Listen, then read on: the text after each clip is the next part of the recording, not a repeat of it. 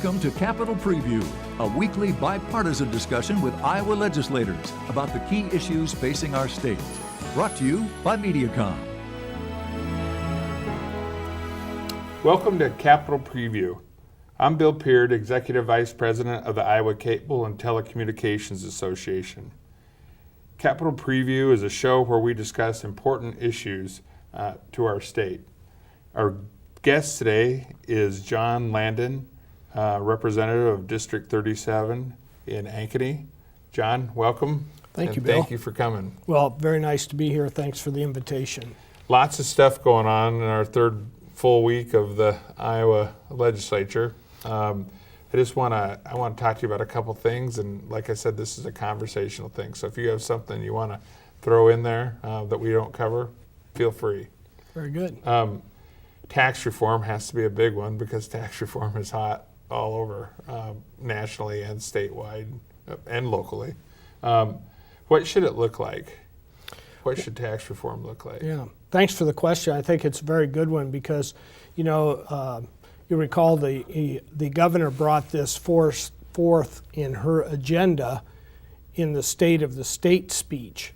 And water quality actually was her number one issue, but I think this was a close second. Mm-hmm. And I think it's very important for all Iowans that we take a look at our complicated tax code in this state and see if we can't address some issues that simplify, that would make the taxes more fair mm-hmm. across the board, that would focus on the middle class. And that's how I think tax reform in the end should look. You know, you're right, it is complicated and people have lots of things in their life that they have to worry about, and not knowing how to do or understand their taxes is certainly at the top of that. I mean, it's become complicated for the people that deal in this every day. So, right. Well, if you're in the tax preparation business, it's great. Yeah. But the state of Iowa should not be in that, and we should not be driving people to have to hire help to do their returns. We should make it more simple. I think it's been a goal for a long time. How does it impact the state budget, and where do we go with tax reform in that regard is the key question. Yeah.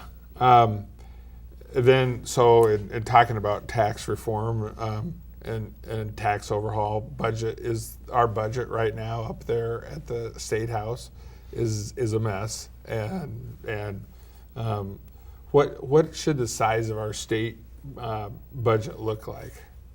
Well, I think we're at $7.2 billion currently. We have a small adjustment to make for fiscal year 18 to make sure that we are fully in compliance with state law of a balanced budget. Mm-hmm. And then we will do our appropriation work for fiscal year 19. I think the question, as you alluded to, what is the condition of the state budget? Right. Why are we doing de-appropriations? I would tell you that I work with the admin and regs portion of the budget. It's one of 7 pieces of the pie in the Iowa House that puts together the whole budget. Mm-hmm. This will be my 4th year working with that budget. Every year I've had a smaller number to work with. We've had de-appropriations every year. The reason for that is that John, will you explain to people out there what de-appropriation is? Oh, sure. Yeah. De-appropriation is simply working with less money. I have less money to work with to appropriate across the many agencies and departments of state government every year. Okay. So I think the fair question is, why is that happening? Because in effect, I would say with Medicaid and K-12 education expenditures, we've forced the rest of state government to kind of cannibalize on itself. Mm. And I can give you some examples later of what those costs might look like. But in strictly talking with the budget, I'd want Iowans to know that 85% of our state budget goes for education and health care. And that's why I'm working with de-appropriations, because that amount of cost for education and for healthcare is going up every year. Do you think that you can get the de-appropriations through and still have a budget that people can live with? Oh yes, I'm very confident of that. It's not in regard to the whole size of the state budget. It's not much that we have to touch up for this fiscal year. And the governor laid out her plans for that, and certainly the appropriation committees are doing their work to make sure that we get that done in a very timely fashion, with enough time to do a good job on fiscal year 19. The Revenue Estimating Conference has continued to overestimate state income. I think for the average Iowan, they understand this. With as much grain as we produce in this state, and you look at the overall price structures, we're at about 50% of where we were 4 or 5 years ago on grain income, but livestock sector has held good. But that affects advanced manufacturing across the state. We have many suppliers in this state producing products for John Deere, for Case IH, for AGCO, for all kinds of small companies across the state. That has been impacted greatly by a slowdown in agriculture, but at the same time, you roll it back to 2008, and we had a tremendous slowdown in construction services and products in this state. And while we've come a long way towards recovering to that, there's still sectors that are suffering from that. We have great companies like Vermeer in this state that are producing construction equipment. Caterpillar, another one. They're just getting back up to the levels where they were before the 2008 recession hit. Wow, that's been a while. It has been a while, ago, yeah. And that's how significant this has been. But all this has impacted state revenue. And Absolutely. And as I said, I don't think that's a surprise to Iowans, because they're working in these jobs and they understand the slowdown, the lack of hiring in these industries. It's why we've done tax credits, why we've continued to try and make investments in this state a good thing to do for companies that aren't currently here, or ones that want to grow their businesses that are here and can find other opportunities. And we've tried to push that over that time period of the last 10 years for job growth, for better quality education, for job training, retraining in places where jobs have timed out. And we continue down that effort to make Iowa a more competitive state. Do you think you're making headway on that? I do. I do. I take a look at news, right? I do. I look at the reforms that we've put in place in education. I look at the community colleges and the great jobs that they're doing. Rob Denson with DMAC in Ankeny has just done a tremendous job. And not only that community college, but all the ones across the state are training a skilled workforce for today's jobs.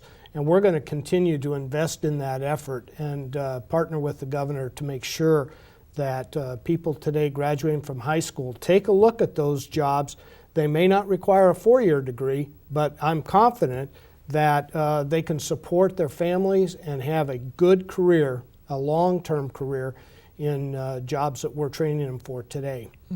I absolutely believe in DMAC, community colleges in Iowa, the work they've done. I couldn't agree more. Absolutely. So the next one is, and it has been a very major issue in our state, and that's education funding in Iowa. Big portion of our budget. Absolutely. So are we doing enough to sustain what they're requiring for their budgets? Well, it depends on who you ask. Or their funding, yeah. But if you take a look at the overall commitment that we've made in state government to K-12 education in new spending since 2011, we're 4th in the nation. That is huge for the state of Iowa to invest. We've increased spending $735 million during that time. I think that's a very, very significant It is number. a big number. It is. It absolutely is. Total, I would want Iowans to know that total current funding for K-12 education per year is $3.2 billion. That's pretty impressive. And we don't have a lot of population growth. We've had some, Yeah. but we basically would be viewed as more of a stagnant population than a growing population. And why do you think that is, John? I'm just curious about that. Why our population is kind of flattening out. It's becoming stagnant. Yeah. Well, you want to talk weather? Yeah. I mean, I think Yeah. that's a factor, is our climate. I think that certainly the agriculturally speaking, we are employing less people in agriculture every year as we see consolidation, efficiencies. John Deere has invested and other manufacturers have invested billions of dollars in new technology, and you know what? It's had an effect. Mm-hmm. We don't need as many people in production ag as we did as in handling commodities and processing. And I think the transition to what else do we need in this state? What can we produce efficiently? We're in a great location. We're in the crossroads of this country. We've got a great transportation system to offer. We've got a very, very highly educated and skilled workforce to offer, and we got lots of good things to talk about. It's just to me, it's always been kind of a quandary. You know, I mean, we sit there and we're doing all these incentivizing for businesses to come here, but yet we remain flat, and those businesses are trying to attract, you know, the younger people too, and so and we have an aging population, right. For that, and so very cold weather. Yep. For these so young we people, continue to we are out there in a very competitive country, and we are not an economic island, and we will continue to make every effort to make this state competitive and attractive for young people to come to raise their families, to educate their kids here. This is a great place to do it and find a high quality job that they can support themselves for their life. Absolutely. I couldn't agree more. We're talking about an aging population, so that brings us kind of to healthcare, which is a big part of what you guys are working on now down at the State House. So what are the major issues that we face in healthcare in Iowa? We've got addictive problems, opioids. We've got managed care issues. We've got individual market issues and access to those markets. And we have a mental health issue in this state of providing an appropriate amount of care for people that are impaired. Very costly. Yeah, it is. And I think we've just touched the surface on mental health. So we could talk about that for another half hour, just the mental issue in our state. But I have to, our time's kind of has slipped by, and I appreciate you very much, Representative Landon from Ankeny, for coming on the show this morning and kind of enlightening us with what is going on in your world up at the State House. So, well, it's an exciting time, and I'm very privileged to serve my district, and thank you for having me, Bill. Absolutely. So please join us again on Capitol Preview, and my name is Bill Peard. I appreciate you tuning in.